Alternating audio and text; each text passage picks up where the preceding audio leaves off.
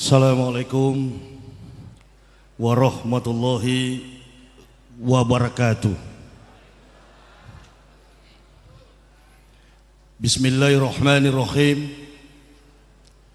Alhamdulillahilladzi khalaqal mauta wal hayyata liyabluwakum ayyukum ahsanu amalan. Ashhadu an la ilaha illallahul malikul haqqul mubin wa ashhadu anna muhammadan abduhu wa rasuluh husadiqul wadil amin. Allahumma salli wa sallim ala sayyidina Muhammadin tibil qulubi wa da'waiha wa afiyatil abdani wa shifaiha wa nuril absori wa diyaiha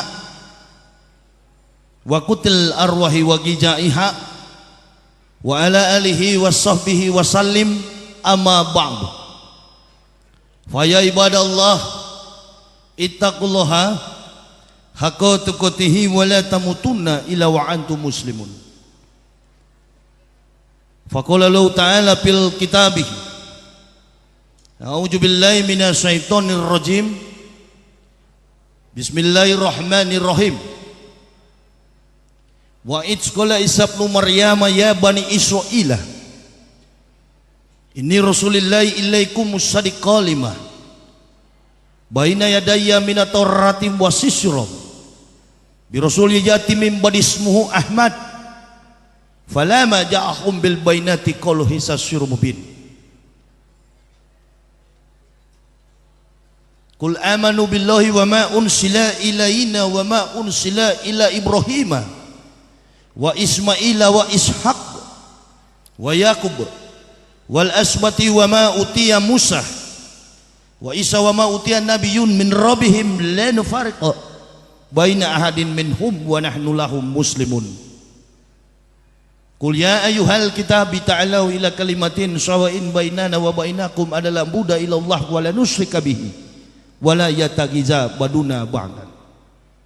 Ya ayyuhalladzina amanu intan surallah yansurkum wa yusabit aqdamakum. Hadirin kaum muslimin wal muslimat rahimakumullah. Yang saya hormati pemerintah Kota Madia Pekalongan, para unsur aparat TNI dan Polri, kepada alim ulama, majelis dewan kiai, panitia penyelenggara tablik akbar dalam rangka memperingati Maulid Nabi besar Muhammad sallallahu alaihi wasallam, dan seluruh ikhwan muslimin wal muslimat yang berbahagia. Marilah bersama-sama kita memanjatkan puja puji dan syukur kehadirat Allah Subhanahu wa taala karena oleh limpahan nikmat dan ridhonya kepada kita semua maka diberikan cuaca yang baik, umur, nafas sehingga kita boleh hadir bersilaturahmi bertatap muka dalam rangka memantapkan komitmen hidup iman dan takwa kita kepada Allah Subhanahu wa taala. Sholawat serta salam senantiasa kita haturkan keharibaan Nabiullah, Nabi yang menyempurnakan seluruh agama-agama yang ada di dunia, Nabi yang menyempurnakan kitab yang pernah dibawa oleh para nabi-nabi sebelum beliau, Nabi yang menjadi tauladan sebagai guidance, pembimbing di dalam segala aspek dan realita hidup kita umat manusia, khususnya ma'asyiral muslimin, Nabi yang kita cintai bersama, baginda Rasulullah Muhammad sallallahu alaihi wasallam. Saya sebenarnya agak kecut juga, boleh dikatakan begitu, karena saya sebenarnya belum boleh tampil di momen akbar semacam ini. Ada hal yang sangat spesifik. Yang pertama, saya adalah orang yang baru memeluk Islam. Pada tanggal 11 Oktober 2006, bersama istri dan 3 orang anak, kami mengucapkan 2 kalimat syahadat. Asyhadu an la ilaha illallah wa asyhadu anna Muhammadar Rasulullah. Siapa dan bagaimanakah, apa pekerjaan saya sebelum memeluk Islam? To the point. Saya adalah seorang pendeta. 16 tahun saya bertugas sebagai pendeta. 8 tahun saya bertugas sebagai rektor Sekolah Tinggi Teologi Calvinis Ebenezer, Indonesia paling timur, Irian Jaya. Dan kemudian saya yang mendirikan Universitas Kristen Indonesia di tanah Papua, yang sekarang dikenal dengan UKIP. Saya menjabatnya di situ sebagai rektor. Kenapa saya memeluk Islam? Ketika ada orang bertanya, apa argumen, apa alasan, apa statement Pak Yahya memeluk Islam? Saya katakan 2. Hanya 2 kalimat, 2 argumen. Yang pertama, saya tidak masuk Islam, Islam yang masuk ke saya. 1. Dan yang kedua, saya manusia hidup di dunia ini punya batas waktu kontrak. Khalaqal mauta wal hayata liyabluwakum ayyukum ahsanu amalan. Saya mengutak-atik Al-Quran kurang lebih 8 tahun. Kalau hanya muslim salah-salah, boleh kita bertarung. Siapa yang lebih paham soal Al-Quran? Saya membuka dalam surat Al-A'raf yang menegaskan tentang wibawa, akhlak, ketinggian. Daripada Islam, bukan agama Islam, I'm understand to the world we live in. Saya paham, wali kota bicara tadi saya paham. Saya paham, maksud beliau saya paham. Lompatan logika, orang yang diberi petunjuk oleh Allah seperti bayi, pintar melihat syaitan. Artinya apa yang beliau bicarakan itulah yang saya perjuangkan. Mengapa?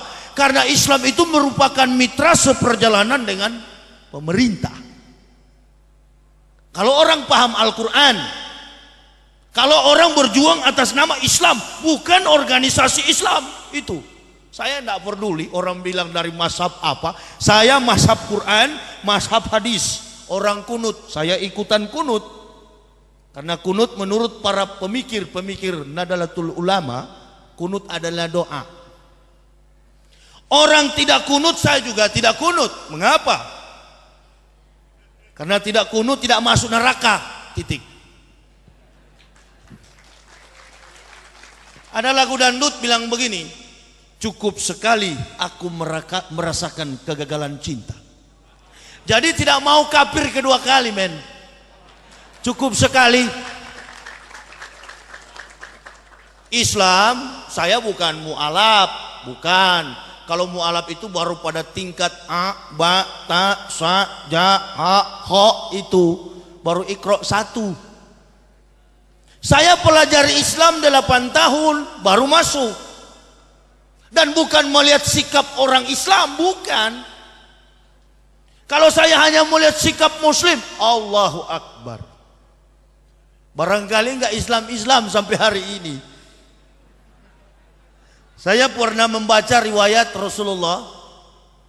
Rasulullah waktu diberi gelar Nabi oleh Allah, lalu beliau mendapat jabatan pula dari kelompok kaumnya. Apa? Al-Amin. Artinya dalam bahasa Arabnya, orang yang dapat dipercaya. Nah, kalau saya masuk Islam melihat orang Islam di Indonesia, tuh Al-Amin Nasution belum bebas dari penjara. Allahu Akbar, la ilaha illallah. Memang ilmu saya cuma Allahu Akbar. Saya kan pembicara di Kristen, saya kan orator juga di Kristen. Dulu pendeta Kristen, sekarang pendeta Islam. Amin ya robbal Alamin. Makanya tadi kan Pak Kiai bilang, Pak Yahya di sini banyak orang Kristen. Loh, memang harus ada orang Kristen, karena kalau tidak ada orang Kristen, percuma Allah membuat neraka kalau nggak ada isinya. Allahu Akbar. La ilaha illallah. Jangan pendeta kelas Jawa Tengah. Pendeta kelas Jawa Tengah terlalu kecil, lompatan logikanya jauh sekali. Pendeta kelas dunia, Terry Jones, you come here to Indonesia here. Datang ke Indonesia. Kita debat secara terbuka di depan forum dua komunitas Islam dan Kristen.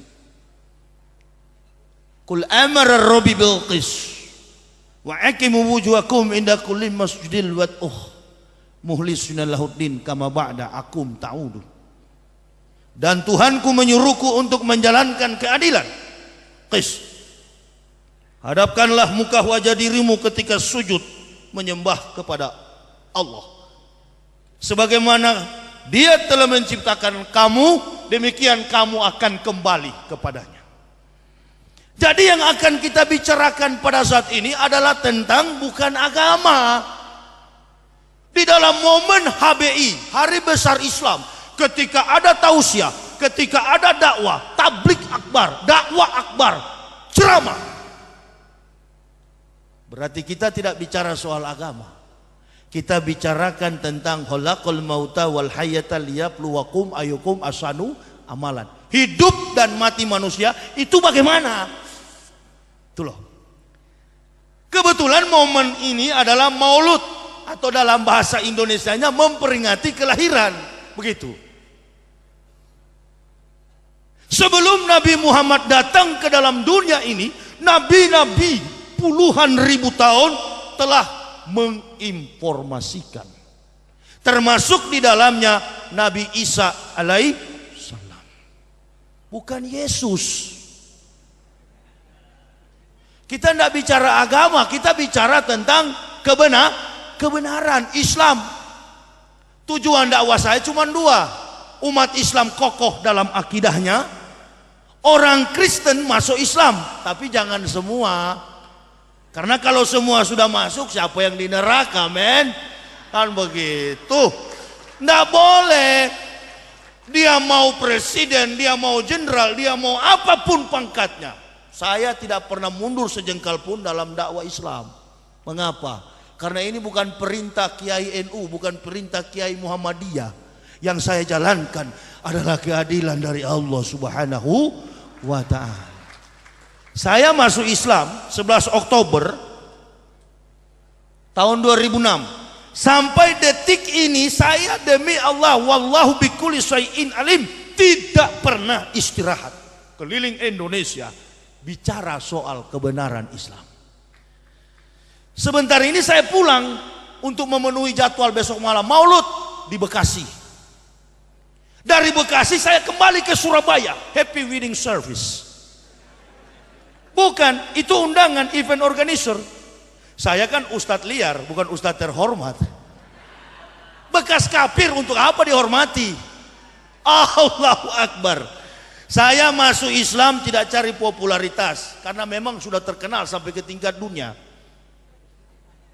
Saya masuk Islam tidak cari uang, tidak cari harta, karena memang gaji saya ratusan juta. Bukan rupiah gaji saya.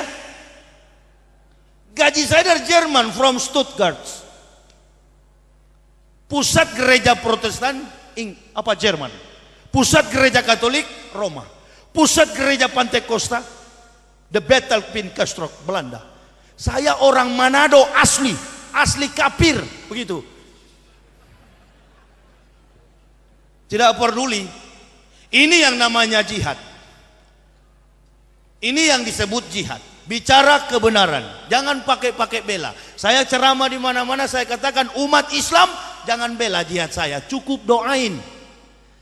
Orang seperti saya kalau mati dalam pertarungan pembenaran Islam secara intelektual, itu tempatnya surga langsung. Allah Subhanahu wa ta'ala yang berfirman, walau ana ahlal kitab amanu wa taqaw lakafarna anhum sayiatihim wala atkalnahum jannatin na'im. Sekiranya ahli-ahli kitab Artinya pendeta atau pastor, begitu, to the point. Mau beriman bertakwa kepada kami, kata Allah, maka kami hapuskan kesalahan-kesalahan mereka, lalu menempatkan mereka pada surga yang penuh kenikmatan. Nabi Muhammad sebelum datang ke dunia, Nabi Isa sudah bilang, Nabi Isa bukan Yesus, Injil bukan Bible. Orang Islam dan Kristen di Indonesia ini terkadang salah. Ketika orang bicara Injil, ketika orang bicara Isa, dia pikir Isa dan Injil itu Kristen. Mana pakar profesor Kristen dan Islam mana yang bisa membenarkan Bible Kristen itu Injil? Sini, kita uji. Inilah kitab suci Kristen, penuh dengan data kepalsuan. Orang Kristen nggak salah, orang Kristen itu nggak salah. Enggak salah, sekali lagi saya katakan enggak salah, karena surga dan neraka itu hak prerogatifnya Allah. Ya kalau kita sudah beragama Islam, ada dalam ayat sering saya, Qul ya ayyuhal kafirun la a'budu ma ta'budun wa la antum abiduna ma a'budu wa la ana abidum ma abatum wa la antum abiduna ma a'budu lakum dinukum waliyadin. Allah, lakum dinukum waliyadin, bagimu agamamu dan bagiku agamaku. Apa sih itu agama? Saya doktor filsafat. Waktu masuk Islam orang Kristen bilang tuh pendeta gila, stres. Allahu Akbar. Saudara pikir saya marah? No. Tidak lah. Kenapa? Karena yang mengatakan saya gila memang secara jiwa orang-orang gila. Saya pernah uji, abad ini abad 21, segala sesuatu yang mengandung kebenaran itu harus diuji secara ilmiah. Itu kan begini, saya waktu pendeta, anak saya umur 2 tahun dekatin saya. Kebetulan di rumah saya banyak gambar-gambar Yesus, bukan Isa ya, karena Joni di Pekalongan pasti beda dengan Joni yang di Semarang, itu pasti. Mari kita belajar filsafat, melawan argumen Kristen nggak boleh dengan Al-Quran. Al-Quran itu bukan kitab pembanding, Al-Quran itu adalah kitab yang meluruskan yang bengkok-bengkok di dunia ini. Jadi begini, anak saya tanya, Pak, mana Tuhan? Kebetulan di depan rumah saya, di depan gambar dinding rumah saya memang ada Yesus yang begini, ada yang dipeluk. Saya bilang itu Tuhan. Anak saya bilang, kasihan Pak ya. Ini saya punya argumen. Ini yang membuat saya Islam. Ini kebenaran, enggak peduli. Paling kalau saya sudah pikir, kalau masuk penjara karena kebenaran paling 5 tahun. Yang penting bukan seperti Rismon Bawengan, kan begitu, orang Manado yang goblok itu. Masa dia fitnah Islam, Allahu Akbar. Ini terkadang di kelompok minoritas juga nggak tahu diri. Kita umat Islam jangan berjuang dengan kekerasan fisik. Itu sudah terjadi di Umar bin Khattab. Al-Quran menegaskan, kecuali diajak perang, baru kita perang. Ada perintah dari kepala negara perang, kita perang. Kalau enggak, jangan. Pursuer, bertarung dengan urat saraf. Itu yang paling pas. Silakan, kalaupun saya ditangkap, saya tidak ada kelompok, tidak pernah ada LSM Islam di belakang, di kiri, di kanan, hanya di atas ada berlaksa-laksa malaikat tahu.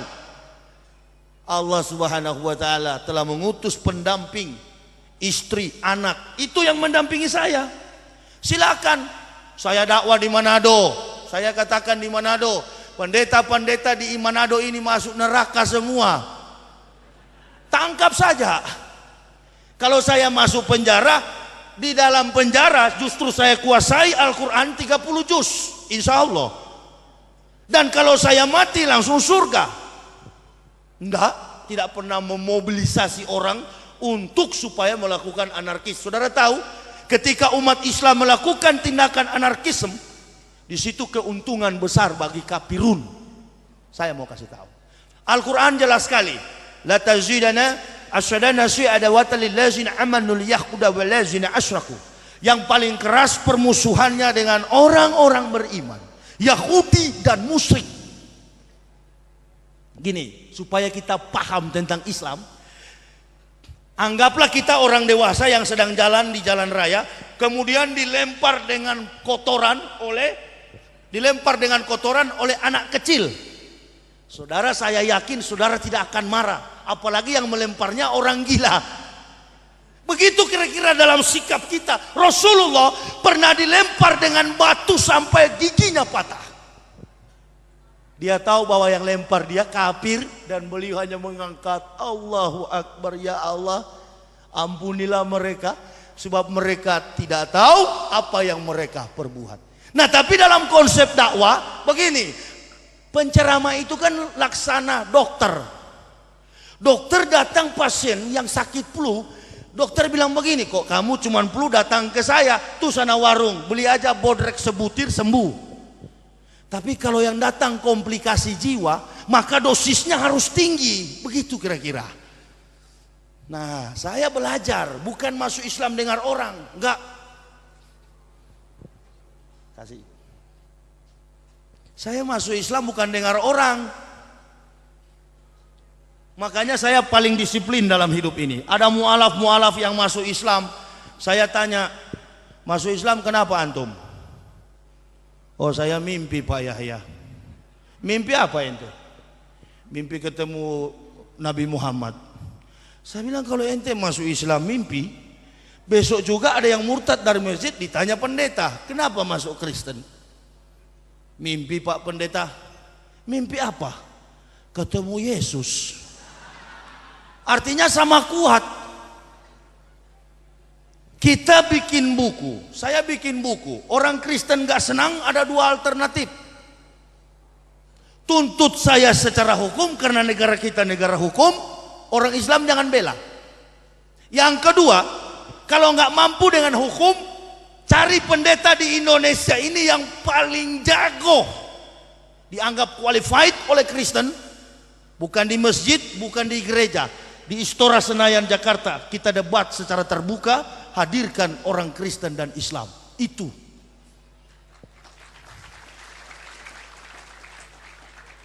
Nggak berani. Woi, jangan tepuk tangan, men. Tepuk tangan itu gereja Pentekosta. Ini kita orang Islam. Debat. Saya kemarin ceramah di Bekasi, di tempat kasus kejadian penikaman pendeta. Saya ceramah di situ, gerejanya libur. Di depan gereja Masjid Ar-Raudah. Saya tidak pernah, bukan maksud saya untuk mempermalukan orang Kristen, tidak, justru saya sayang. Qul ya ayyuhal kitabi ta'alau ila kalimatin sawain bainana wa bainakum alla nabuda illa Allah wa la nusyrika bihi wa la yataghiza baduna ba'da. Hai ahli-ahli kitab, kembalilah kamu semua dengan kalimat yang sama dengan kami, dan janganlah kamu mentuhankan sebagian di antara kamu menjadi manusia setengah Tuhan. Ini perintah Allah kepada ahli-ahli kitab. Saya pemberontak, suka nyinggung, suka fitnah orang Islam. Ketika saya ketemu orang berjenggot waktu saya masih Kristen, saya bilang ini tuh komplotan teroris. Akhirnya sekarang saya pakai jenggot, tapi bukan teroris. Masa ada Pak Polisi saya teroris? Ah, Pak Polisi periksa aja daftarnya. Kalau bekas kafir, oke. Masa ditangkap bekas kafir? Ah, enggak lah. Sudah sadar kok. Yang kedua, ya saya kan cuma takut masuk Islam dulu, hanya satu yang paling saya takut sekali, disunat. Nah benar Pak, saya jujur aja biar ada ibu-ibu, nggak apa-apa deh. Saya paling takut kalau disunat antara dua. Kalau nggak pingsan pasti mati, pikiran saya kan begitu. Apalagi ini penentang-penentang Muhammad, ini nih penentang-penentang Islam, ini nih penentang-penentang Allah. sunat. Bila perlu dikasih putus semua kan gitu. Allahu Akbar. Enggak. Pak Imam saya tanya, Pak Imam, sunat di mana dipotongnya? Cuma di ujung. Sakit enggak? Oh enggak Pak Yaya, seperti digigit semut. Oke kalau gitu silakan sunat. Tapi saya malu Pak Imam, buka celana. Buka. Nabi-nabi enggak malu, kok ente dari kafir malu. Allahu Akbar. Nabi Isa disunat, Yesus disunat, Paulus disunat. Orang Kristen enggak sunat, itu. Jadi sebenarnya siapa yang orang Kristen ikut? Siapa yang saya ikut dulu? Oh ternyata saya tidak ikut ajaran Isa. Yang saya ikut adalah ajaran Paulus. Di Islam beda dengan di Kristen. Kalau di Kristen pendeta sudah ceramah, sudah pidato, tuh jemaat tidak boleh bantah. Tapi kalau di Islam tidak boleh. Ustadz menerangkan, jemaatnya bertanya, Ustadz, ente bilang kemarin yang datang bawa wahyu ke Rasul Jibril, ini ente ganti lagi Gabriel. Kan begitu. Oh rupa-rupanya translate-nya beda kan. Ditanya sama jemaah, kalau di pendeta tidak. Siapa yang percaya Yesus, dia diselamatkan. Allahu Akbar. Saya punya konsep dari dulu. Saya pikir-pikir, mana mungkin. Hanya percaya selamat. Sunat kagak, mandi junub kagak. Kok selamat dari mana? Nah ini. Lalu saya lihat orang Islam 5 kali. 1, 2, 3, 4, 5 kali dalam sehari sholat. Pernah saya tanya ada grup-grup yang jenggot-jenggotan, apa namanya? Jemaat tablik. Saya tanya sama grup jemaat tablik, orang Makassar, Lukman sini ente. Ini aja jemaat tablik kerjaannya kan sholat, begitu. Dia punya jidat di sini sampai bukan cuma hitam, memang hancur dah. Saya tanya, Man, anak mau tanya antum dulu, sebentar saja. Antum masuk surga enggak? Apa dia jawab? Insya Allah. Semua umat Islam kalau ditanya, masuk surga? Insya Allah. Tapi kalau di Kristen ditanya, masuk surga? Oh pasti. Wah, memang betul-betul hebat ya. Saya tanya, masa ente sampai sudah lecet-lecet gitu kok? Masa masih pakai insya Allah? Insya Allah itu kan semoga. Di sini saya belajar bahwasannya orang Islam itu betul-betul diajar rendah hati, down, tunduk. Jadi ketika saya bertanya begitu, ingat dengan saya waktu di pendeta, saya pernah kuburkan orang Manado, jemaat saya mati dalam keadaan mabuk cap tikus. Mungkin Pak polisi tahu, itu cap tikus itu adalah sejenis enau yang dimasak, cuman uapnya yang disaring. Makanya di Manado itu biar polisi dan tentara banyak juga alatnya rusak karena terpengaruh, terkontaminasi dengan kafir di Manado sana. Nah itu biar pendeta, nggak apa-apa, bisa minum. Sisa-sisa perjamuan, anggur kolesom, boleh hantam. Yang penting ada juru selamat. Di Islam nggak ada juru selamat, cari selamat masing-masing. Sedangkan selamat belum tentu selamat, masih pakai insya Allah. Saya pikir-pikir, ini konsep yang nggak benar. Buka Bible, baca. Oh, ini ajaran ternyata tidak sesuai dengan perintah nabi-nabi. Meneliti ke Israel. Sampai di Israel sana saya lihat, pengakuan orang Yahudi, Shema Yisrael, Yahweh Elohenu, Yahweh Ehad. Ketahuilah Israel, dengarlah Israel, Allahmu Yahweh dan Yahweh Esah, tunggal, Ehad. Kalau dalam bahasa Arabnya Ahad. Karena abjadnya itu hampir sama dengan bahasa Arab. Bahasa Ibrani itu hampir sama dengan bahasa Arab. Alef, Bet, Gimel, Dalet, He, Waw, Sayin, Ketet, Yot, Kof, Lamet, Mem, Nun, Samek, Ayin, Pet, Sade, Kof, Resi, Shin, Tau. Tidak pernah mendapatkan huruf C, Krais. Itu ajaran orang Romawi, itu ajaran Yunani. Makanya para orang Kristen itu kalau dia cerdas, dia kritis, dia membaca dan melihat, kemudian back to historis, kembali kepada sejarah, dia akan melihat bahwa Nabi Muhammad inilah sebagaimana yang disabdakan oleh Nabi Musa 3.500 tahun sebelum datang Isa, kemudian Isa 576 tahun sebelum datangnya Ahmad bin Abdullah. Nabi Muhammad Sallallahu Alaihi Wasallam. Itulah sebabnya jadi aneh di Indonesia dan negara-negara di dunia ini. Kok seolah-olah Isa itu Yesus? Coba kasih kumpul tuh pakar-pakar teologia itu. Panggil semua, ayo kita debat, kita bicarakan. Lalu ada juga ulama-ulama. Di Bandung ada ustadz ceramah, dia bilang begini, ibu-ibu majelis taklim, jangan percaya itu Injil. Kenapa? Karena Injil itu adalah kitab sucinya orang Nasrani. Mana bisa? Injil itu adalah kitab sucinya kita, yang namanya sekarang Al-Quran. Taurat itu adalah kitab suci kita, yang namanya Al-Quran. Jabur Daud atau Mismor Eleh Hadebarim, kitab Mazmur di Kristen itu, itulah yang namanya sekarang Al-Quran. Semua kitab yang dibawa nabi-nabi ke dunia yang tidak terbukukan hanya dengan ucapan lisan mereka, lalu pada abad yang ke-7 terbukukan di dalam su'ub, dan sekarang dalam zaman modern namanya Al-Quran. Makanya kalau imam-imam sholat ada ayat tentang Bani Israel. Kenapa? Di situ Allah memberikan peringatan supaya umat Islam jangan mengikuti kebiadaban Bani Israel. Ya, hebat sekali.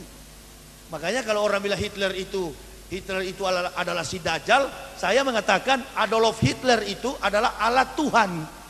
Untuk apa? Untuk membalas bagaimana Israel membantai 378 nabi. Israel tukang bunuh nabi. Hanya 2 nabi yang lolos dari tangan berdarah Yahudi. Siapa dia? Nabi Isa alaihissalam dan Nabi Muhammad sallallahu alaihi wasallam. Kenapa? Karena 2 orang nabi inilah yang difirmankan oleh Allah untuk menjadi nilai keberkahan bagi dunia. Dari silsilah keturunan Nabi Ibrahim. Jadi jangan bilang tidak. Dalam surat As-Saff begitu jelas. Wa idz qala Isa ibnu Maryam, ya bani Israila, inni rasulillahi ilaikum musaddiqan lima baina yadayya minat taurati mubasyshiran bi rasulin yati min ba'di ismuhu Ahmad falamma ja'ahum bil bainati qalu hisasir mubin. Dan ingatlah ketika Isa anak Maryam berkata, hai Bani Israel, aku adalah Rasul Allah yang diutus di tengah-tengah kamu, yang datang untuk menggenapkan kitab sebelumku, Taurat. Tetapi akan datang di tengah-tengah kamu seorang Rasul Allah yang bernama Ahmad. Coba baca tuh Al-Quran, lihat baik-baik. Ahmad itulah Nabi Muhammad. Nah, rentang waktu antara Nabi Muhammad dengan Nabi Isa ini 576 tahun. Saya Islamkan ayah kandung saya. Bapak saya itu tentara, perwira seksi 1 di Korem 131 Santiago Manado. Saya anak tentara. Purnawirawan ayah saya tentara. Ayah saya bilang begini, kurang ajar ngana kasih sekolah tinggi-tinggi sampai dapat gelar doktor kabirator rusak ente masuk Islam. Bapak saya katakan, kamu tunggu, dalam tempo 3 hari kamu mati. Berapa hari Pak? 3 hari. Hari pertama saya nggak mati, hari kedua tidak mati, hari ketiga tidak mati, sampai hari keempat saya nggak mati-mati. Saya telepon, Pak saya belum mati. Marah betul. Nah lalu saya beri penjelasan, Pak begini, itu Nabi Muhammad SAW sebelum dia datang Nabi Isa sudah bilang. Itu kan menurut versi Al-Quran, bukan versi Al-Quran, menurut Bible Yohanes 14 ayat 15 sampai 17. Itu jelas sekali. Penolong dan penghibur dalam kamus Yahudi asli itu adalah Ahmad bin Abdullah.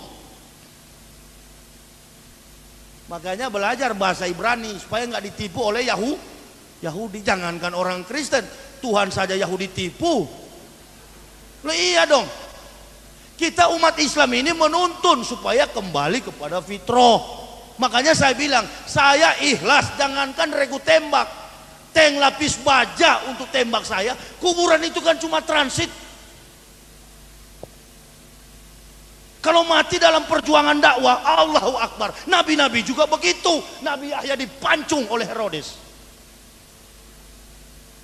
Nggak pernah kecut. Saya orang yang bukan bicara Islam hanya di mulut atau di kepala, tidak. Islam saya di dalam dada. Sehelai rambut kata Allah, kalau belum kehendak Allah saya mati, insya Allah. Buktinya selama 4 tahun saya sehat-sehat aja. Waktu di pendeta dikit-dikit sakit pinggang, dikit-dikit sakit perut. Perut saya maaf aja komandan, besar sekali, lebih besar dari komandan barangkali. Begini kalau saya jalan. Makanya saya tidak usah ditunjuk mana Pak Imam di masjid, mana bukan. Imam di masjid biasanya kecil dan kurus, karena tidak dapat gaji, kasihan. Tapi kalau yang paling gendut dan paling mahal HP-nya, itulah Pak Pendeta. Karena pendeta digajinya besar, makanya tidak mau masuk Islam. Udah, saya kan bekas pendeta jadi tahu. Biodata saya lengkap di buku ini. Nih, silakan kalau mau tuntut. Bukti ada. Kalau hanya fitnah, biasa difitnah. Biasa, Rasul difitnah. Nabi Nuh dituduh gila. Nabi Muhammad dibilang majnun. Saya dibilang gila. Biasa. Saya justru kasihan. Saya sudah merdeka. Saya sudah selamat dunia akhirat. Insya Allah aman. Ambil semua harta, ambil semua aset. Biar saya miskin. Tapi saya yakin, sedangkan surga Allah kasih, apalagi harta terlalu kecil. Islam tidak menjanjikanmu dolar, Islam menjanjikanmu surga. Jika nilai dolar tidak mampu membeli surga, nilai surga justru sebaliknya mampu menghasilkan dolar. Tekniknya bagaimana? Ya ayyuhalladzina amanu udhulu fisilmi kafah. Masuk ke dalam Islam sungguh-sungguh, benar-benar. Berjuang, berjihad. Jihad bukan rakit bom. Allahu Akbar. Kalau rakit bom itu lihat polisi lari, itu bukan jihad, men. Silakan kalau ada yang tersinggung cegat. Saya kan pulang pakai mobil. Ustadz mesti berani. Saya banyak membaca Umar bin Khattab punya kisah. Allah senang kalau pejuang-pejuang Islam itu mengikuti zaman. Islam itu kan bukan agama yang stagnasi. Bukan agama yang gampang diputar-putar oleh kafir, bukan. Bukan. Tapi Islam itu adalah agama yang dewasa, yang mampu membaca realita dan kemudian tidak hanyut oleh realita. Islam begitu. Nabi Muhammad tidak pernah mengecap pendidikan formal. Jago soal ekonomi, jago soal teknik, jago dalam strategi perang, jago dalam politik, semua dia jago. Nah, kita pengikutnya harus jadi itu. Cinta Islam, cinta Allah, cinta Rasulullah. Jadi jenderal, jadi seperti Pak Susilo Bambang Yudhoyono, jadi seperti Ibu Sri Mulyani. Itu, maka Islam menjadi kekuatan dimanapun kita pergi dan kita berada. Orang akan segan. Wah, saya mau kasih tahu. Orang kafir Yahudi dan Nasoro itu walan tardo an kal yahudu wala nasoro hatta tatabbiya milatahum. Mereka paling senang kalau umat Islam itu enggak berpendidikan. Belanda punya mau-mau yang begitu, kolonial, penjajah. Supaya kenapa? Supaya gampang ditukar dengan Indomie. Jadi saya mau kasih tahu masalah Indomie, saya mau kasih tahu orang yang murtad dari Islam bukan karena Indomie, memang dirinya suka murtad. Indomie itu kan ada cap, ada tulisan Arab halal. Ada cap Majelis Ulama Indonesia, berarti halal. Kalau pendeta datang bawa Indomie, bilang sama Pak Pendeta, Pak Pendeta kurang ini, 1 kontainer lagi. Tapi jangan murtad. Ya memang karena kita suka murtad juga, begitu kira-kira. Jadi tidak ada alasan tentang Indomie itu, enggak. Buktinya kami berani melepaskan diri dari Kristen dan masuk Islam tanpa ada gaji. Tidak perlu cari-cari materi. Kalau hanya mau cari uang, rugi dong. Kalau hanya mau cari kesempatan untuk supaya dapat uang, rugi. Masuk Islam rugi. Rugi. Kalau hanya mau cari finansial, Saya sudah digaji. Dan sekarang kalau saudara tanya berapa gaji saya? Gaji saya 1 bulan 30 hari. Mana ada ustadz digaji? Enggak. Saya hanya berharap ridha dari Allah. La haula wala quwata illa billah. Obama presiden Amerika, Allah yang kasih makan. Mubarak yang masih kepala batu itu juga Allah yang kasih makan. Presiden kita SBY Susilo Bambang Yudhoyono RI 1 juga berharap dan bergantung kepada Allah. Nah kita juga begitu, harus bergantung kepada Allah.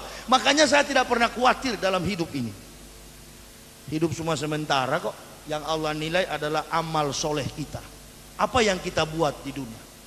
Itulah sebabnya kalau orang Islam sholat, saya pelajari ya. Saya tiap kali wudhu, saya dari dulu kenapa harus basahin tangan? Oh, mengingatkan kita supaya jangan nyolong kotak amal. Itu satu. Kalau kepada pemerintah, jangan nyolong uang rakyat. Kepada DPR begitu juga, jangan nyolong uang rakyat, kira-kira begitu. Nah apa-apa, ini kebenaran, nggak usah sembunyi. Menjadi ustadz ya harus begitu dong. Nah, daripada dikejar-kejar, makanya saya katakan Islam itu dalam aplikasi dan realisasinya tidak perlu terlalu tinggi melambung. Kenapa? Karena kalau terlalu tinggi Islam kita, besok dikejar-kejar Densus 88. Itu ada Densus ada. Yang sedang-sedang saja, kata lagu dangdut ya. Kata siapa itu? Titik Kamal atau siapa bilang begitu? Yang sedang-sedang saja. Waktu sholat pergi sholat. Waktu bulan Ramadan puasa, ya.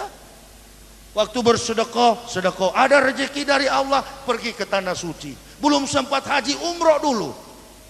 Begitu, diploma dulu. Nanti sarjananya kalau ada rezeki.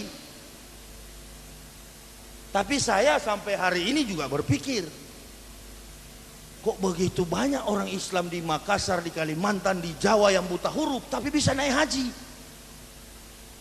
Loh kok masa ada yang dia alasan karena miskin bisa dimurtadkan Kristen. Miskin bukan karena Allah. Allah tidak mau jamaahnya miskin, pengikutnya, penyembahnya miskin, tidak mau Allah. Saya punya satu keyakinan waktu saya masuk Islam. Teman saya pendeta Imbir dan pendeta Andris Chu katakan begini.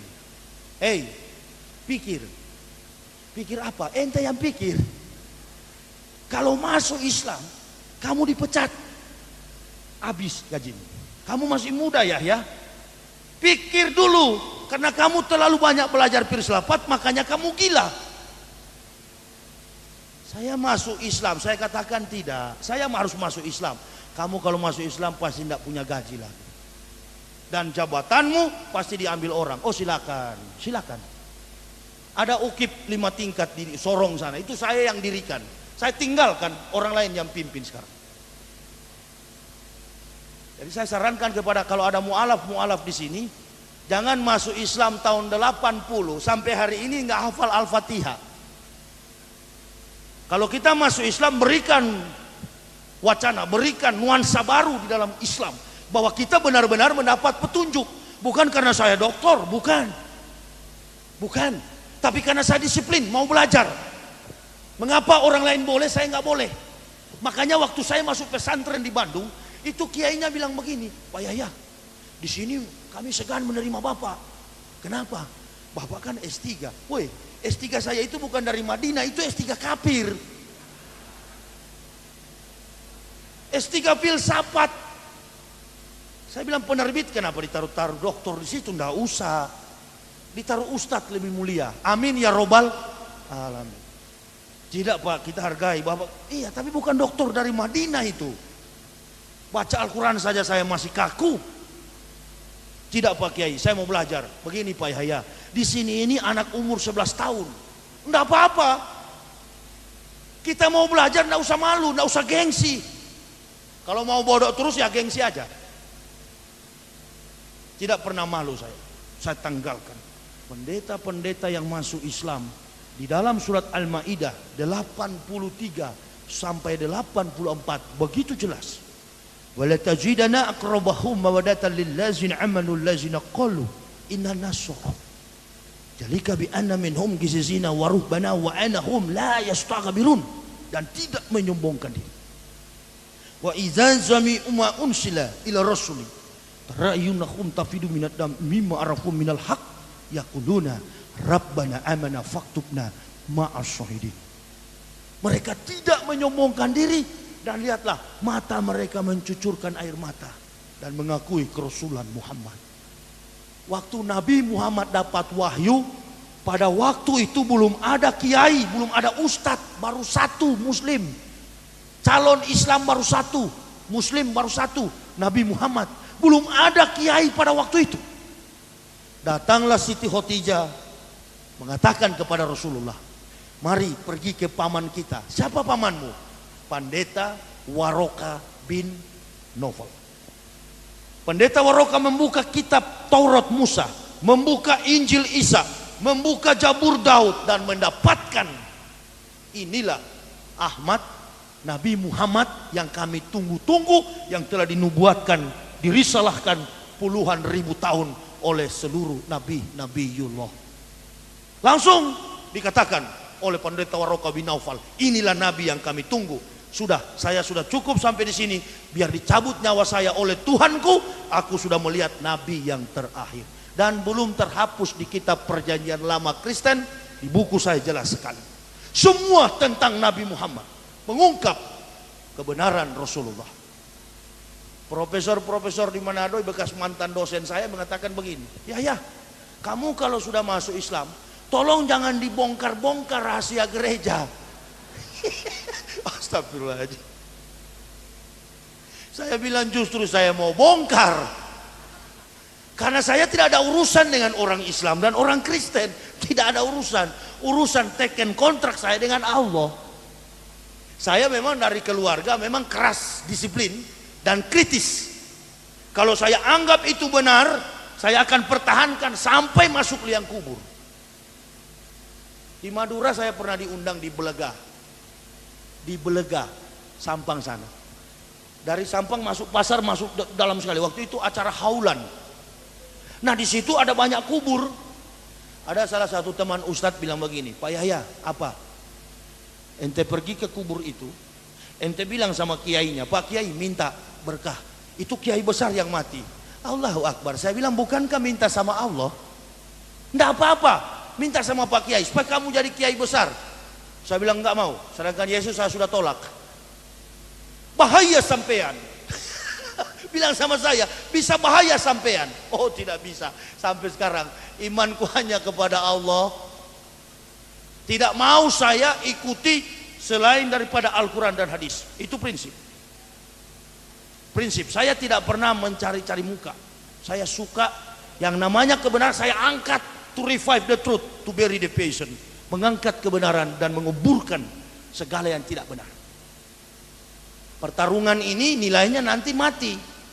Kemarin saya lihat Ibu Haja Ainun Habibi, waktu dia mati tidak bawa harta, cuma dibungkus dengan kain kapan, padahal bukan main hartanya Pak Habibie di Jerman. Nah, pada waktu saya pendeta, teman saya Lambertus pendeta mati, dasi kupu-kupu,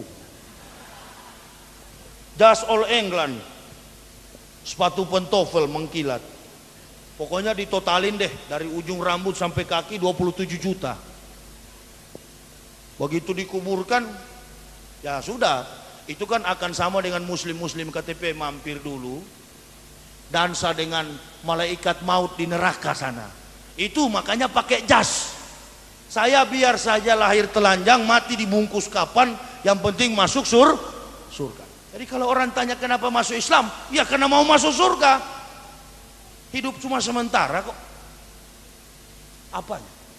Saya bukan masuk barisan keras. Kalau saya pakai jenggot bukan berarti saya di barisan keras, bukan. Saya buka hadis, Rasul sholat, kemudian melihat ada sahabat si fulan yang bergelantungan bidadari di jenggotnya. Bukan berarti saya ikut-ikutan masuk grup ini, grup itu. Enggak. Nanti kalau Islam sudah diganggu di satu negara, lalu diminta oleh kiai-kiai, mana pemuda-pemuda muslim yang siap perang, insya Allah saya juga angkat tangan. Itu baru kita perang dengan satu sop, dengan kelompok. Tapi kalau hanya di Indonesia ini, saya mau kasih tahu, Orang-orang kafir itu paling senang kalau umat Islam berbuat anarkis. Supaya kenapa? Supaya panjang khotbahnya Pak Pendeta di gereja. Jadi tidak usah, jangan ditanggapin. Itu kan hanya beberapa. Lalu setelah terjadi, kita dengan kita diadu. Kita dengan kita diadu. Saling sesama muslim, saling menuduh. Padahal dalam Al-Quran dan hadis sudah jelas. Sesama muslim itu tidak boleh saling menuduh. Seperti memakan bangkai saudaranya. Ini nggak perlu. Tenang, generasi muda belajar pintar-pintar. Jangan ada kelompok 1-2 orang datang, ente lempar bom, ketemu bidadari 12 di sana. Nggak benar itu. Mau masuk surga muslim yang sholat, yang tidak sholat, yang puasa, yang tidak puasa, yang namanya muslim masuk surga. Cuman prosesnya beda. Yang sholat memang langsung. Yang tidak sholat yang di belakang-belakang pohon-pohon sana itu. Itu pasti itu. Yang masuk masjid nak mau di depan, maunya di garis belakang, nah itu surganya agak mampir sedikit. Nanti sudah babak belur, sudah benjol-benjol baru masuk. Ini kan maulid, jadi mengenai sikap Rasul itu kita harus tunjukin. Ya, Gayus Tambunan, Allahu Akbar. Ini orang Kristen atau Islam, tapi di televisi dikasih tunjuk sholat. Saya pernah ingat tahun lalu, saya bikin tablik akbar di Gorontalo, di Manado. Waktu itu sekdanya nama Haris, sekarang di penjara tuh sekda. Saya bikin ceramah tentang akhlak maulid. Pulang saya ke Bandung, 1 bulan kemudian ditangkap Komisi Pemberantasan Korupsi. Padahal bukan main nasihatnya. Ternyata kedapatan korupsi anggaran daerah. Sudah. Saya bilang memang orang-orang hanya pintar berbicara, istilah kita NATO. No action, talk only. Hanya tahu bicara, tidak bisa berbuat. Jadi jangan kita bergantung, makanya saya sarankan kepada umat Islam, jangan bergantung kepada pemerintah, bergantunglah kepada Allah. Pemerintah itu banyak yang dia urus, anaknya, cucunya, rumah tangganya. Yang membantu tugas pemerintah ya kita. Apalagi dikenal oleh dunia bahwa kita ini muslim sedunia terbesar. Bagaimana kita tunjukkan akhlak kita? Bagaimana kita tunjukkan sikap kita? Seperti saya waktu di Kristen, walaupun saya masih pendeta, ada sisa-sisa perjamuan, anggur kolesom itu kan alkohol 5%, saya masih minum. Itu. Dan masih banyak pendeta-pendeta yang begitu. Di Sangir sana, di Irian Jaya sana, masih begitu. Itulah sebabnya kalau orang Kristen bilang saya gila, orang Kristen bilang saya stres, itu pendeta gila, saya tidak marah. Karena waktu saya masih pendeta ditanya mana Tuhan, itu di dinding. Waktu saya masuk Islam 7 bulan di Bandung, saya tanya sama orang gila, mana Tuhan? Dia tunjuk ke atas. Jadi kira-kira siapa yang gila? Saya yang tunjuk ke dinding atau gila yang tunjuk ke atas? Nah berarti waktu saya masih pendeta, saya lah yang gila. Jadi yang tepat tuduhan terhadap kami bukan gila. Mu'alaf di dunia ini yang masuk Islam bukan gila. Kami baru sembuh dari gila, begitu. Jadi saya tidak pernah marah. Enggak. Ketemu orang Kristen di mana-mana, mereka bilang itu Yahya. Naik pesawat, saya pakai sarung. Dakwah ke luar negeri, saya pakai sarung. Tidak pakai celana panjang, enggak. Enggak, saya di mana-mana pakai sarung. Berdakwah begitu daripada dulu. Karena pendeta dengan saudara jangan pikir bahwa Kristen dengan Kristen itu sama dengan umat Islam. Tidak. Orang Kristen dengan Kristen itu tidak rukun, tidak damai. Gereja Pantekosta melarang jemaatnya pergi ke Protestan. Gereja Protestan melarang jemaatnya pergi ke Pantekosta Katolik. Kenapa? Karena masing-masing pendeta mempertahankan omset income. Dia pimpin 100 kepala keluarga, rata-rata kalau satu keluarga 1 juta gajinya, berarti income pendeta tiap bulan 10 juta. Karena 1/10 dari gaji bayar ke Pak Pendeta. Makanya gereja dari zaman berdirinya sampai hari ini, gereja tidak pernah aman. Nah itu. Jadi kita sebagai umat Islam, saya masuk masjid tidak ketahuan mana NU, mana Muhammadiyah. Dia mau atahiyat akhir, dia mau lurus begini, dia ada juga yang goyang-goyang begini. Enggak, Saya tadi baru sholat di BRI Syariah. Saya nginap di hotel Syariah. Kebetulan sholat asar tadi di samping orang yang gini-gini. Benar, saya tadi baru sholat gini. Dia putar begini, dia putar begini. Nggak apa-apa. Atau mau dicungkil-cungkil juga begini. No, tidak jadi masalah.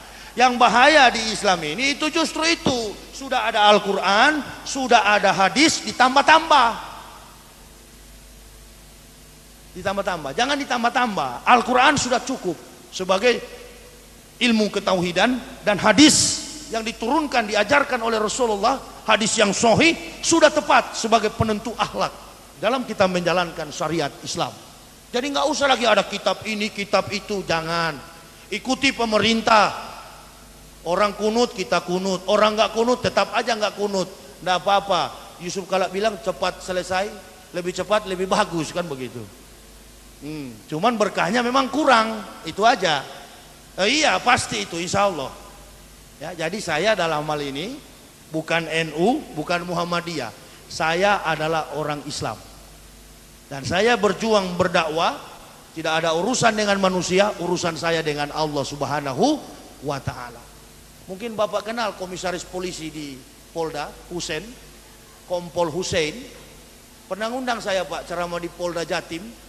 Beliau bisik sama saya, Pak Yahya, apa? Kalau ceramah di sini pelan-pelan. Kenapa Pak? Di sini banyak polisi Kristen. Saya tahu ente tidak ada nat kalau bicara. Oh iyalah, saya siap Pak Husein, pelan-pelan. Begitu saya ceramah, ya ini kebenaran. Saya katakan, polisi-polisi Kristen di Polda Jatim ini nanti kalau mati masuk neraka. Oh stop. Nah, memang betul. Kenapa sih? Ini kan kebenaran. Apa urusannya? Silakan, saya sudah katakan, silakan. Saya sudah siap menghadapi apapun resiko. Saya jamaah jangan bela, biar. Supaya orang tahu bahwa inilah kebenaran. Umar bin Khattab sudah tidak ada, tapi generasinya tetap ada. Kalau dia pakai pedang, saya tidak pakai pedang. Saya pakai akal, saya pakai ilmu, saya pakai sains, ilmu pengetahuan. Mari. Justru saya sayang, ayo kembali. Masih di dunia, karena kalau saya tidak sampaikan kebenaran ini, kalau saya mati, Allah katakan, hei masih kurang. Mungkar, la baik ya Allah. Nakir, ya baik ya Allah. Hajar tuh Muhammad Yahya. Ada yang dia sembunyi waktu dia berdakwah. Ini, jadi tidak ada urusan dengan manusia. Bukan saya cari-cari muka sama umat Islam. Waktu saya ditelepon di masjid ini 7 bulan yang lalu, panitia membawa undangan ke rumah saya di Bandung. Saya pernah di Kendari ceramah, Masjid Al-Akbar, di sebelahnya ada gereja Gap Sultra. Hanya beda dinding. Kebetulan pendeta yang di sebelah itu teman saya waktu kuliah, Wilson. Saya bilang pendeta Wilson yang nonton saya ceramah itu masuk neraka. Wilson ketawa, hahaha. Datang kasat Intel. Kasat Intel itu orang Manado, AKP Tinduku. Kasat Intel Polres Kendari. Cross check, tanya, datang ke hotel. Polisi-polisi datang sama saya, yang sersan-sersan. Ustadz apa? Ustadz pulang. Komandan saya bersenjata, dia marah sama Ustadz. Allahu Akbar. Mana komandan? Suruh ke sini supaya saya Islamkan, begitu. Datang, Assalamualaikum Ustadz. Saya tidak balas karena belum disunat, kan begitu. Enggak saya balas. Silakan komandan duduk. Allahu Akbar. Ustadz apa? Ustadz saya ceramahnya bagus sekali, saya mau mengerti.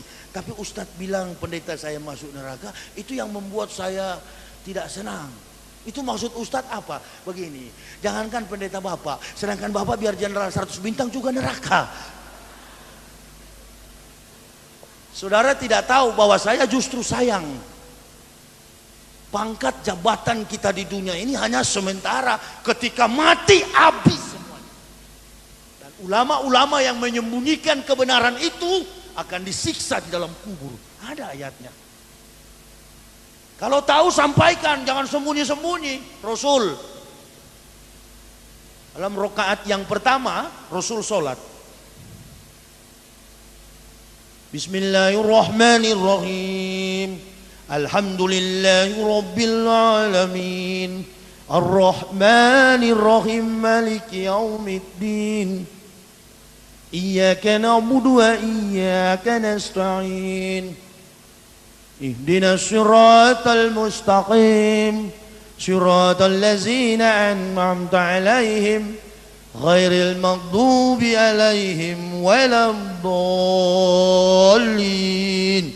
Amin. Qul amanu billahi wa ma unsila ila Ibrahim wa Ismaila wa Ishaq wa Yaqub wal asbati wa ma utiya Musa wa Isa wa ma utiya nabiyyun min rabbihim la nufariqu baina ahadin minhum wa nahnu lahu muslimun. Qul amanu billah.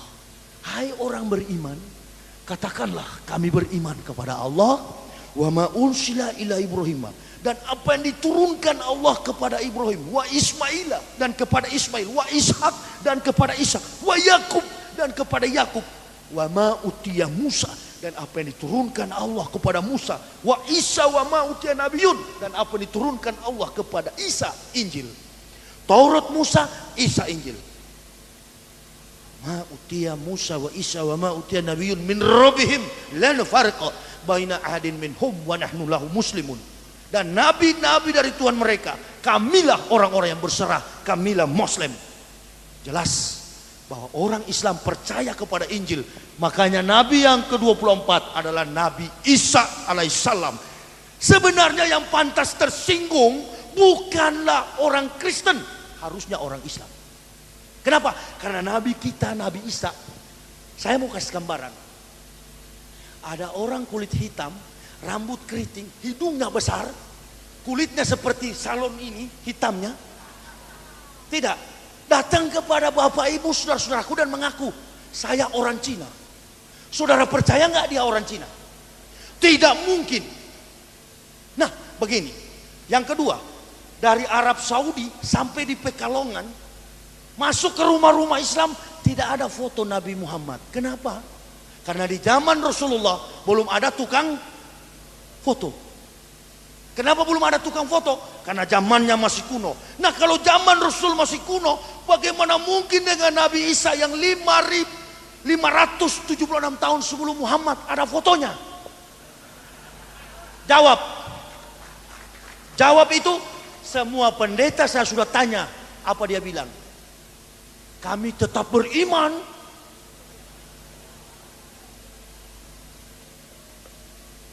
Bukti kepalsuan ada. Nah, waktu saya masih pendeta, saya bilang begini, dengarlah firman Tuhan. Firman Tuhan bagaimana ini? Ada nabi yang, ada ayat yang belum sempat ditulis, lalu saya tulis di belakang. Nabinya belum sempat menulis, lagi mudik ke Jombang. Ada ini. Bukan tidak, ada palsu ini semua. Kasihan orang Kristen, harus kembali. Harus kembali. Kebetulan kita ini satu bangsa, satu tanah air. Allahu Akbar. Allah akan mengubah nasib suatu kaum kalau sudah beriman kepada Allah. Amin ya Rabbal alamin. Tujuan saya cuman itu. Kendati harus korban. Habis kalau habis. Islam ditegakkan, anak mati, ditempatkan di tempat yang maha mulia. Apa yang mau dicari? Anak ketemu Pak Ketua DPRD, Pak Kiai, Pak Kapolres, saya ketemu di sana. Alhamdulillah. Wih, Assalamualaikum Pak Yahya. Oh, ternyata kita di Pekalongan sampai di surga sama-sama, men. Tapi yang tidak beriman, garis bawahi, Allah menghukum orang di neraka bukan karena berbuat dosa. Semua manusia di dunia ini baik kafirin maupun mukmin ada dosanya. Tapi Allah menempatkan manusia di neraka karena kafir, ingkar, mungkar terhadap Allah. Dan orang masuk surga bukan karena dia suci. Kesucian adalah milik daripada Allah semata. Orang masuk surga karena dia mengucapkan asyhadu alla ilaha illallah wa asyhadu anna Muhammadar Rasulullah. Waktu Nabi Ibrahim datang, pengikutnya mengucapkan asyhadu an la ilaha illallah, Ibrahim Rasul Allah. Waktu Musa datang, pengikutnya mengatakan asyhadu an la ilaha illallah, Musa Rasul Allah. Waktu Isa datang, Bani Israel mengucapkan asyhadu an la ilaha illallah, Isa Rasul Allah. Waktu Nabi Muhammad datang, bukan kepada satu kaum, Islam bukan agama orang Arab. Di Jakarta sana justru banyak Arab Bahlul. Banyak masih minum bir. Jadi waktu kejadian TKI di sana, saya banyak sekali SMS dari orang kafir dan teman-teman dulu waktu pendeta. Pak Yahya, itu kamu lihat di sana di Arab Saudi TKI dia aniaya. Oi, saya jawab, Islam tidak ada hubungannya dengan orang Arab.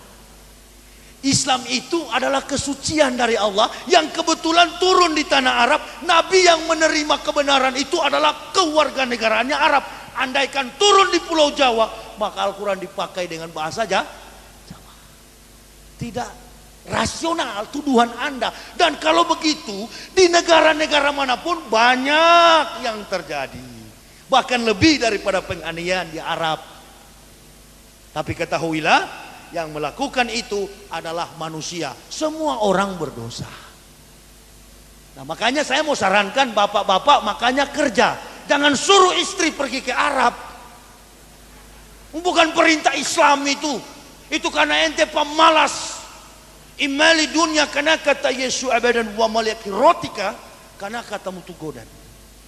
Carilah duniamu seolah-olah hidup 1000 tahun, cari akhirat seolah-olah mati besok.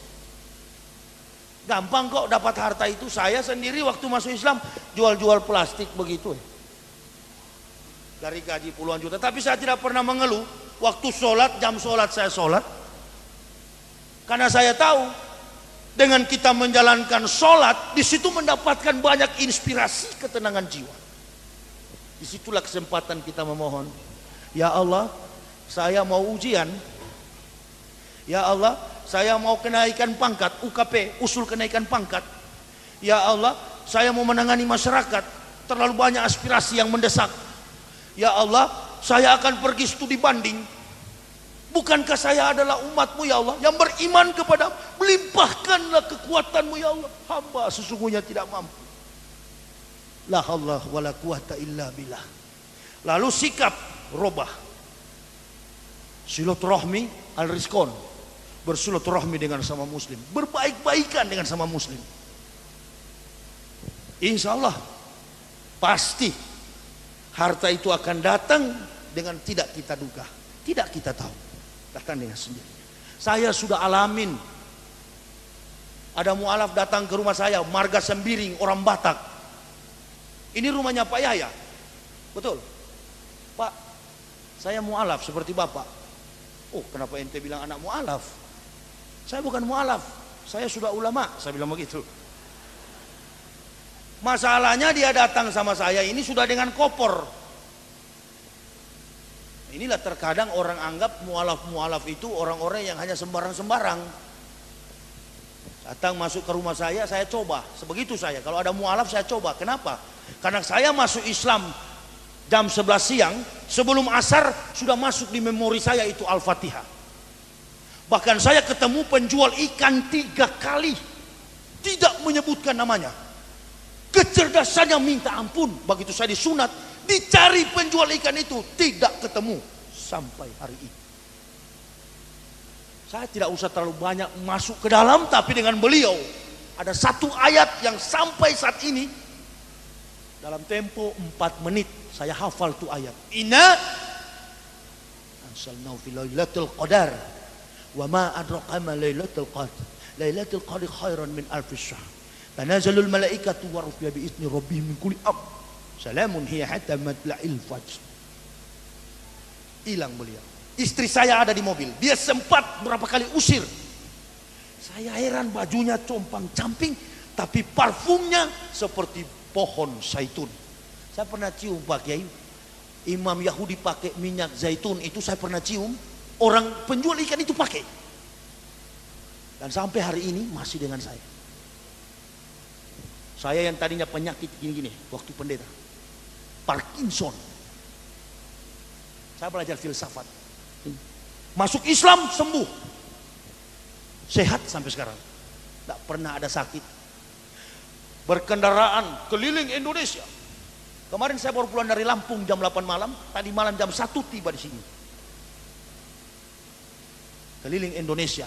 Kenapa? Saya pikirkan. Bukan pikirkan bagaimana saya ngumpul uang. Bukan.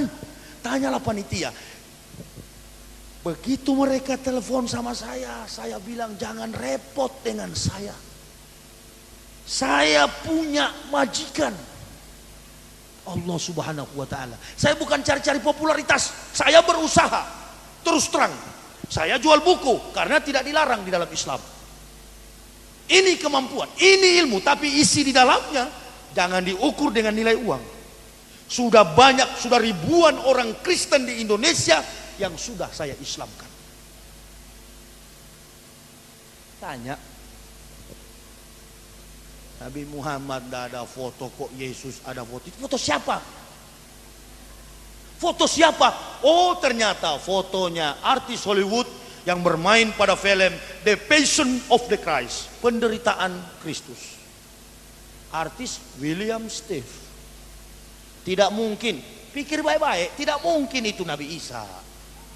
Saking lemahnya teori Bible Kristen, maka dihadirkanlah simbol-simbol fisik. Manusia disiksa, supaya apa? Nurani manusia runtuh. Dan di saat runtuh, disitulah fanatisme timbul. Kalau tidak mempan lagi, gereja punya strategi lain, lagu, nyanyian. Sudah, saya bekas pemimpin jadi tahu bagaimana supaya jemaat itu bertahan. Tapi ini adalah kebohongan. Di dunia, oke, karena menghormati sistem pemerintahan, sudah, iya-iya saja. Tapi umat Islam yang bukan dari kafir jangan ikuti seperti saya. Saya mau katakan, yang ngerti rahasia negara, pejabat negara. Yang mengerti rahasia politik adalah politisi. Yang mengerti rahasia masak adalah koki. Yang mengerti soal kafir adalah mantan kafir. Jangan ikuti. Ini bukan keras, bukan fanatis untuk mensupport supaya kita melakukan anarkisme. Bukan. Tujuan ini supaya kita mempertahankan Rasulullah SAW. Al-Islamu ya'lu wala yu'la alaihi. Agama Islam itu agama yang tinggi. Jadi jangan sampai direndahkan oleh sikap kita yang tidak Islami itu. Kalau kita sudah yakin Islam benar, biar aja.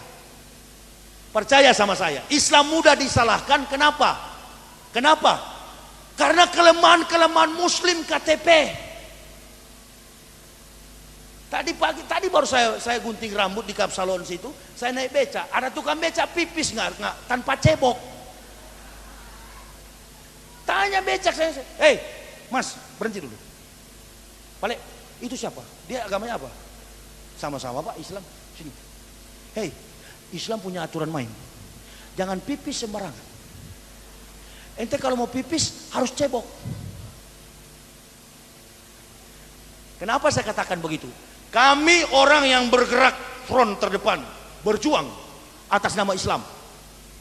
Jangan sampai al-Islamu mahjubun bil muslimin. Islam dirusak oleh orang Islam sendiri. Kalau di Kristen saya keras mempertahankan argumen ketuhanan Yesus, sebaliknya. Sekarang saya lebih keras mempertahankan kebenaran Islam. Kenapa? Karena Islam ini benar. Sedangkan di kafir saya keras, apalagi sekarang. Keras, tegas, itu yang diinginkan oleh Allah. Silakan orang tidak ingin, silakan. Banyak jalan bisa ditempuh. Dengan hukum. Saya tidak perlu pakai TPM, tim pengacara muslim. Tidak perlu. Yakin, kalau rizki, jodoh dan maut itu adalah kehendak Allah. Kalau Allah belum kehendaki, tidak bisa terjadi. Saya jadi Islam, bisa memeluk mengucapkan syahadat. Bukan pindah agama. Kembali kepada fitrah. Al-Quran cukup jelas. Alastu bi rabbikum qalu bala syahidna. Hai ruh, hai rohim, hai janin, kata Allah, katakanlah bahwa kami adalah Tuhan. Katakan, tanya sama orang-orang kafir itu, ente lahir dari kandungan ibu atau dari batu? Kalau lahir dari kandungan ibu berarti kamu dulu muslim, fitrah. Makanya dalam Islam tidak ada anak haram. Bukan main sucinya ajaran Islam. Jangan main-main, jangan dilecehkan, jangan direndahkan. Wah, Pak Yahya ini mau tahu apa, dia cuma mualaf. Tunggu dulu. Saya sudah bilang dalam statement awal ceramah saya tadi, tidak ada manusia di Indonesia ini yang berani. Mungkin tadi Pak Wali Kota agak sudah dengar background saya, ini bekas pendeta, pasti menyinggung Kristen. Bukan disinggung, sindir saja, begitu. Tidak ada urusan saya dengan siapapun, tidak ada urusan. Tidak ada urusan dengan Pak Wali atau siapa, saya tidak ada urusan. Saya urusan dengan Allah. Alamat saya di Bandung, silakan. Banyak ancaman, tapi belum mati-mati juga. Banyak. Tidak perlu saya dibela-bela. Nggak. Bapak saya sebelum meninggal dunia ada pesan sama saya. Kamu kalau yakin dengan Islam, ini ada tentara. Bapak saya dulu di Korem, Pak. Ini Intel, lama 30 tahun Intel. Bapak saya katakan apa? Kalau kamu yakin Islam ini benar, jangan pakai kelompok. Di Indonesia ini mengakui Bhinneka Tunggal Ika. Kalau kamu yakin, lepaskan dirimu hanya dengan sana, vertikal, kantek, hubungan dengan Allah Subhanahu wa Ta'ala. Lepas, jangan bergabung dengan organisasi apapun. Harus korban, bukan jadi pahlawan. Kok kemarin ribut? Orang mau jadi pahlawan kok ribut? Belum tentu juga pahlawan kalau masuk surga. Iya kan? Kalau pahlawan orang kafir ya tetap neraka. Sudah mati menjadi pahlawan, mana dia tahu sudah bangkai. Allahu Akbar. Saya tidak ada yang saya rebut di dunia ini. Bagaimana kalau saya mati, anak istri saya mati, kami satu keluarga, cuman istri saya itu yang agak ragu waktu pertama masuk Islam. Ada di mobil dia bekas pendeta juga. Pak, kalau masuk Islam makan apa? Karena memang ini ibu-ibu di kepalanya ini uang semua.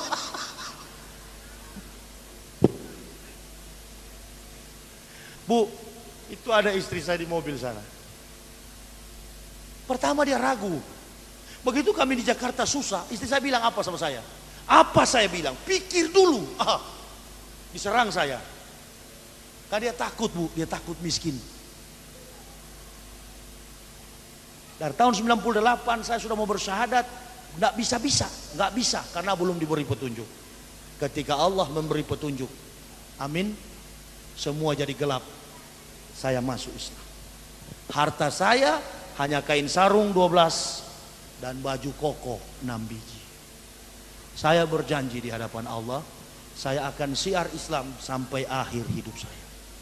Saya tahu sejak berdirinya Islam sampai sekarang tetap diganggu oleh kafir. Tetapi kita sebagai umat Islam, kita adalah orang-orang yang waras, kita orang-orang yang sadar. Sadarkanlah diri kita, jangan terpancing. Tadi saya katakan, orang-orang kafir itu anggaplah anak kecil. Dia tidak akan mampu mengalahkan Islam. Islam mudah disalahkan, tetapi sukar untuk dikalahkan. Pegang baik-baik. Mudah disalahkan karena memang sikap seorang muslim tidak Islami.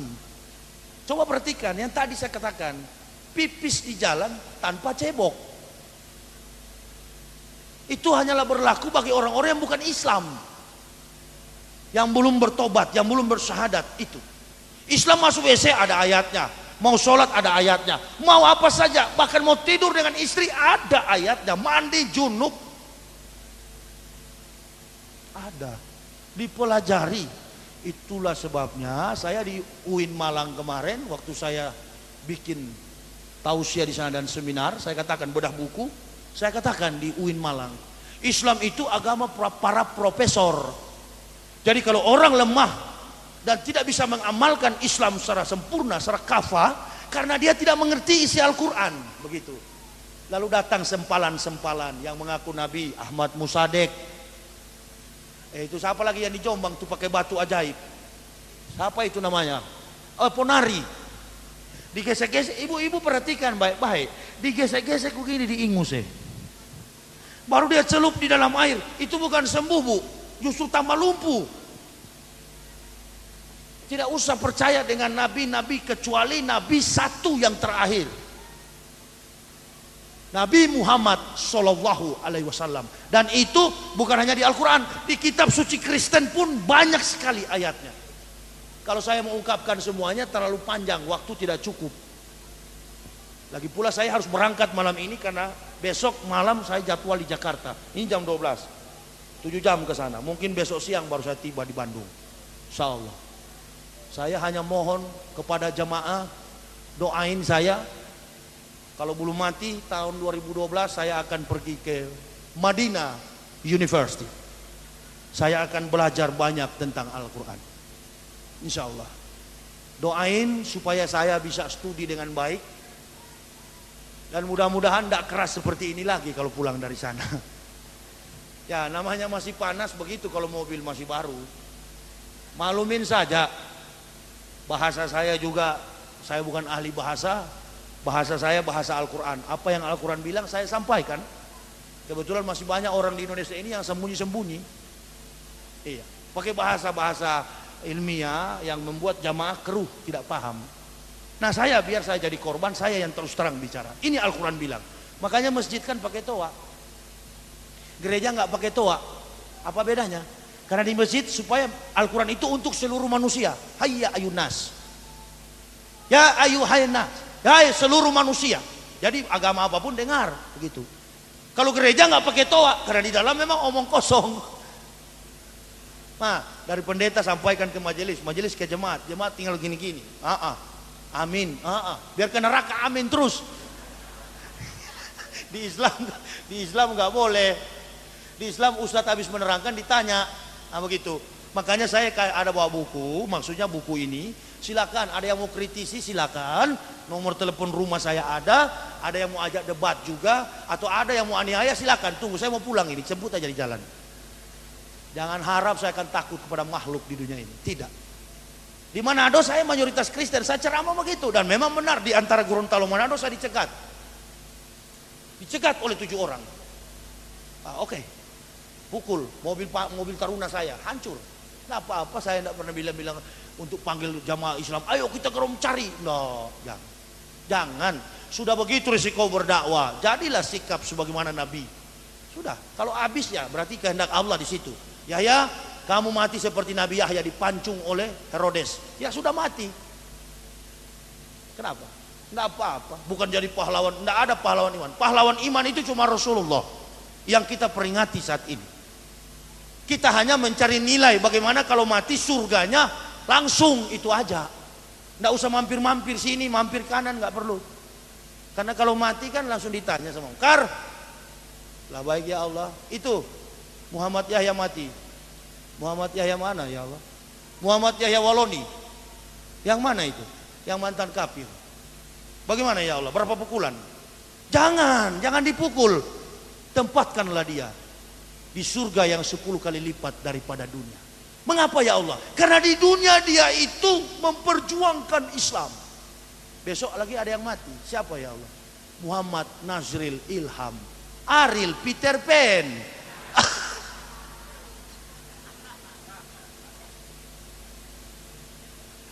Ya Allah, apa? Di Bandung ada yang mati juga nama Muhammad. Muhammad siapa? Nazril Ilham. Bagaimana ya Allah? Kar, ente haja di rusuk kanan, kir, ente haja di rusuk kiri. Pokoknya kasih bengkok-bengkok deh kata Allah. Nah, bukan seperti dipukul polisi. Aduh, ampun Pak, di sini sudah patah Pak. Enggak, kalau malaikat hajar enggak bisa ampun-ampun. Pokoknya siksa kekal. Enggak ada vonis 10 tahun seperti Gayus 7 tahun enggak. Itu, jadi saya bersyukur, alhamdulillah. Ibu-ibu, kok banyak sekali ibu-ibu malas pakai jilbab. Pergi ke salon, gunting, potong rambut. Habis potong dikasih warna. Di sini kuning, di sini merah, di sini biru. Kalau jalan seperti burung kakatua. Itu. Tapi bagus. Ada anak SMA, Dek, kamu nggak pakai jilbab? Jangan paksa dong. Bukan paksa. Wajib. Belum siap, berarti belum siap masuk surga. Menutup aurat secara estetika, Islam itu unggul. Tadi logika, etika sudah menang, estetika. Saya waktu pendeta paling senang karena mimbar gereja tinggi. Jadi paling senang kalau khotbah begini, lihat-lihat sama ibu-ibu, paling senang. Apalagi kalau yang hadir itu cuma baju satu tali. Kan banyak masuk gereja gitu kan. Siapa yang paling seksi, itulah yang paling dicintai oleh Yesus. Tapi di Islam, dari depan sini, mana oma-oma, nenek-nenek, sama gadis-gadis, sulit mau dibedakan. Kenapa? Karena sudah tertutup auratnya, semuanya sudah bercahaya, cantik, beautiful. Di Kristen enggak? Pendeta paling senang, paling lama di ceramah. Jadi, waktu saya, cuman saya agak malang nasib saya. Karena yang saya lihat di bawah, saya 16 tahun di Irian, dari tahun 90. Ya sudah, enggak usah terus. Mau lihat apa di bawah ini? Arang semua. Sudah arang neraka pula. Cocok. Kayu bakar paling bagus itu. Alhamdulillah. Saya sudah capek. Saya berhenti dulu bicara karena saya mau pulang. Begini sudah bahasa saya, namanya bekas kafir ya begini. Belum pintar, masih mau belajar. Insya Allah 5-10 tahun ke depan, jika dipercayakan oleh jamaah, saya targetnya bukan cuma begini. Di Kristen saya dokter, di Islam harus profesor. Siapa tahu besok-besok sudah mulai pelan-pelan ceramah, bisa tafsir al-misbah seperti Prof. Quraisy Shihab, gitu, seperti Gus Dur. Tapi untuk masuk di politik sampai mati saya tidak. Kiai-kiai, ustadz-ustadz saya katakan, tidak usah berpolitik. Politik itu ada yang menanganinya. Sarjana politik. Kalau begitu tidak usah ada kampus ilmu politik. Kok kenapa kita ulama mau berpolitik? Tidak usah. Biar serahkan kepada generasi kita. Sarjana politik, sarjana ekonomi, sarjana hukum, mereka yang berpolitik. Kita ulama standarisasinya kebenaran. Sampaikan, hei, berpolitiklah yang baik. Hei, manajemen ekonomi yang baik. Atur negara kita dengan penuh kebijaksanaan menurut Al-Quran dan hadis. Itulah tugas ulama. Insyaallah. Saya hanya satu yang salah di Kristen dulu. Yesus saya tuhankan itu. Tapi sekarang saya sudah menuhankan Tuhannya Yesus, Allah Subhanahu wa taala. Insyaallah iman keislaman kami akan tetap kokoh hingga tiba hari pembalasan kiamat. Mohon doa dari Bapak Ibu saudara-saudaraku, karena perjalanan saya mungkin memakan waktu 8 jam, saya akan pulang bersama anak istri. Mohon maaf kalau ada kekurangan, saya, kehilafan saya, semua yang saya sampaikan dari dasar nurani saya yang paling dalam.